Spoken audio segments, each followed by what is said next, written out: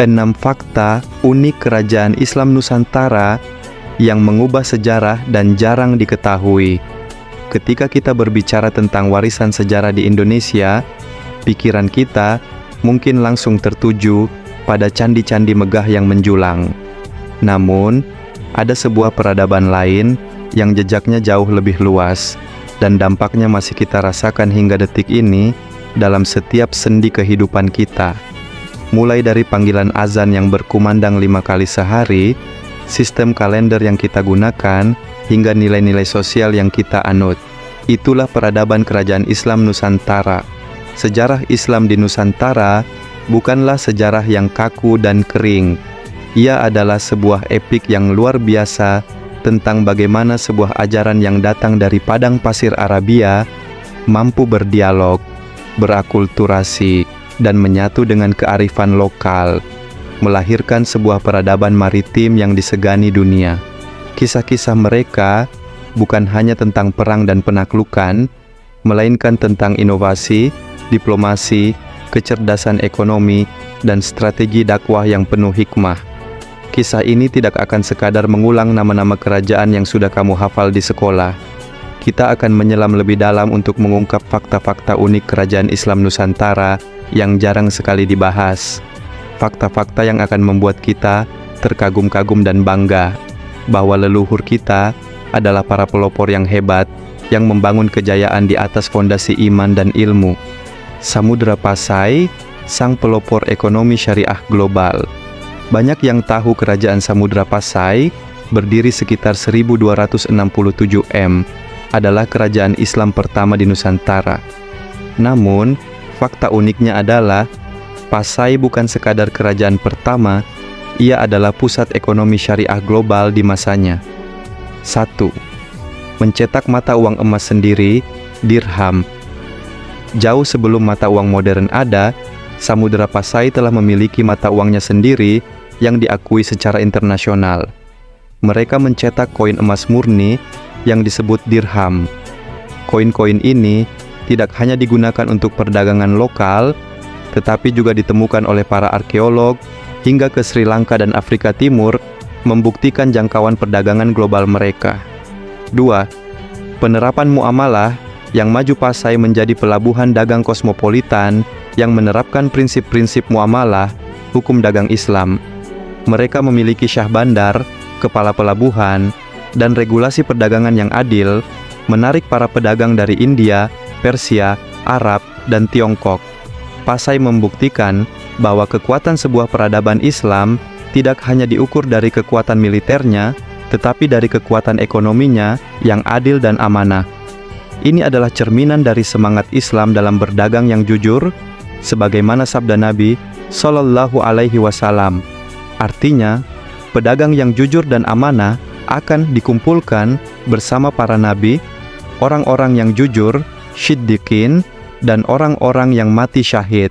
HR, Tirmidzi, dakwah Wali Songo, strategi tanpa pedang yang penuh hikmah. Di Pulau Jawa, penyebaran Islam identik dengan Wali Songo, 9 wali, terutama di era Kerajaan Demak.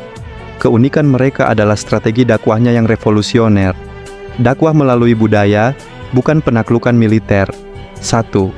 Akulturasi, bukan konfrontasi. Para wali sadar bahwa masyarakat Jawa saat itu sudah memiliki budaya dan kepercayaan Hindu-Buddha yang mengakar kuat. Alih-alih memberangus budaya tersebut, mereka justru menyuntikkan nilai-nilai tauhid ke dalamnya. 2. Strategi cerdas Sunan Kalijaga. Sunan Kalijaga adalah arsitek brilian di balik strategi ini. Ia menggunakan wayang kulit sebagai media dakwah. Tokoh-tokoh wayang yang sudah dikenal masyarakat, Pandawa, tetap dipertahankan, namun alur ceritanya diisi dengan filosofi Islam. Ia memasukkan Jamus Kalimasada, jimat kalimat syahadat, sebagai senjata spiritual terkuat. 3. Gamelan menjadi media jikir Sunan Bonang, dan Sunan Kalijaga juga mengubah fungsi gamelan. Konon, gamelan sekaten dari kata syahadatain di depan Masjid Agung Demak hanya akan dibunyikan jika penontonnya sudah mengucapkan 2 kalimat syahadat. Metode Wali Songo adalah implementasi sempurna dari firman Allah Subhanahu wa Ta'ala. Artinya, serulah manusia kepada jalan Tuhanmu dengan hikmah, kebijaksanaan, dan pelajaran yang baik, dan bantahlah mereka dengan cara yang lebih baik. QS An-Nahl 125. Aceh Darussalam dipimpin oleh 4 Ratu Agung, berturut-turut Kesultanan Aceh Darussalam dijuluki Serambi Mekah karena posisinya sebagai gerbang utama bagi jamaah haji Nusantara dan keteguhannya dalam menerapkan syariat Islam. Namun, fakta yang paling unik dan seringkali diabaikan adalah sejarah kepemimpinan perempuannya. 1. Era Ratu yang Gemilang. Setelah wafatnya Sultan Iskandar Tsani pada tahun 1641 M, takhta Kesultanan Aceh tidak jatuh ke tangan laki-laki, melainkan kepada permaisurinya. Uniknya, Aceh kemudian dipimpin oleh 4 sultanah, ratu, agung secara berturut-turut selama hampir 60 tahun, 1641 sampai 1699. Sultanah Safiatuddin Tajul Alam 1641 sampai 1675. Sultanah Nakyatuddin Nurul Alam 1675 sampai 1678. Sultanah Zakiatuddin Inayat Shah 1678 sampai 1688. Sultanah Kamalat Shah 1688 sampai 1699. 1. Puncak kemajuan ilmu. Di masa pemerintahan Sultanah Safiatuddin, yang juga seorang ulama perempuan, ilmu pengetahuan berkembang pesat. Beliau adalah pelindung bagi para ulama besar seperti Nuruddin Ar-Raniri dan Abdur Rauf As-Singkili, Syiah Kuala. Kisah ini meruntuhkan stereotip bahwa Islam mengebiri peran kepemimpinan perempuan. Dalam konteks budaya dan fikih yang dianut saat itu, para ulama Aceh, termasuk Syiah Kuala, mendukung kepemimpinan para sultanah ini. Ini menunjukkan bahwa peradaban Islam Nusantara mampu memberikan ruang yang sangat terhormat bagi perempuan untuk berkontribusi di ranah publik, meneladani kepemimpinan Aisyah radhiyallahu anhu pasca wafatnya Nabi atau Ratu Balqis yang diabadikan dalam Al-Quran. Mataram Islam and Sultan Agung, pencipta kalender Hibrida. Kerajaan Mataram Islam adalah kekuatan terbesar di Jawa pada abad ke-17. Puncaknya adalah di bawah pemerintahan Sultan Agung Hanyakkrakusuma. Selain dikenal karena perjuangan gigihnya melawan VOC, Belanda, Sultan Agung adalah seorang inovator budaya yang brilian. 1. Menciptakan kalender Jawa Islam. Fakta uniknya adalah penciptaan kalender Jawa, tahun Saka, yang disinkronkan dengan kalender Hijriah. Sebelum tahun 1633 Masehi, Mataram menggunakan kalender Saka, penanggalan Hindu-Buddha dari India. Untuk menyatukan rakyatnya dalam perayaan hari-hari besar Islam, Sultan Agung tidak menghapus kalender Saka begitu saja. 2. Inovasi brilian. Beliau mengambil sistem lunar, peredaran bulan, dari kalender Hijriah, namun tetap mempertahankan angka tahun Saka.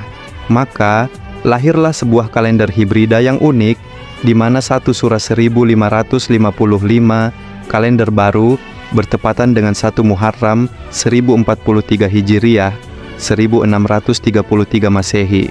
Kalender inilah yang masih digunakan oleh sebagian masyarakat Jawa hingga hari ini, melahirkan tradisi seperti Grebek Suro. Ini adalah contoh lain dari kearifan, hikmah, dalam memimpin. Sultan Agung berhasil menanamkan identitas Islam tanpa harus mencabut akar budaya rakyatnya, menciptakan sebuah harmoni yang indah. 1. Pusat perang rempah.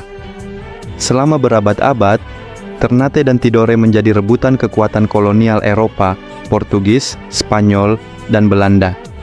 2. Diplomasi cerdas para sultan. Fakta uniknya adalah para sultan, seperti Sultan Babullah dari Ternate, bukanlah korban pasif. Mereka adalah pemain diplomasi yang cerdas. Mereka dengan piawai mengadu domba kekuatan-kekuatan Eropa tersebut untuk keuntungan politik dan ekonomi mereka sendiri. Sultan Babullah bahkan berhasil mengusir Portugis dari Ternate pada tahun 1575. Para Sultan Maluku ini mengajarkan kita tentang pentingnya mengelola sumber daya alam, amanah, dengan cerdas dan memiliki visi geopolitik yang luas. Sejarah Kerajaan Islam Nusantara adalah sebuah permadani yang ditenun dari benang-benang iman, kecerdasan, kearifan lokal, dan visi global. Fakta-fakta unik di atas membuktikan bahwa leluhur kita bukanlah bangsa yang pasif atau tertinggal.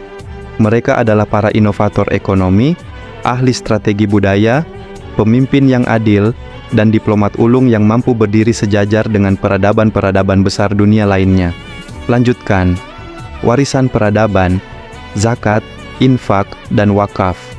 Dari mana para sultan dan wali itu mendapatkan dana untuk membangun masjid-masjid agung, mendanai dakwah, dan menyejahterakan rakyatnya? Jawabannya adalah dari sistem filantropi Islam yang kokoh. Zakat, infak, dan wakaf. Kemajuan peradaban mereka ditopang oleh kedermawanan umatnya. Masya Allah, ternyata banyak banget ya kontribusi Islam untuk dunia yang mungkin belum banyak kita tahu. Kalau kamu suka video seperti ini, jangan lupa like, share, dan subscribe, supaya kita bisa terus belajar sejarah Islam yang penuh inspirasi. Ingat, umat yang besar adalah umat yang tak melupakan sejarahnya. Sampai jumpa di video selanjutnya. Assalamualaikum.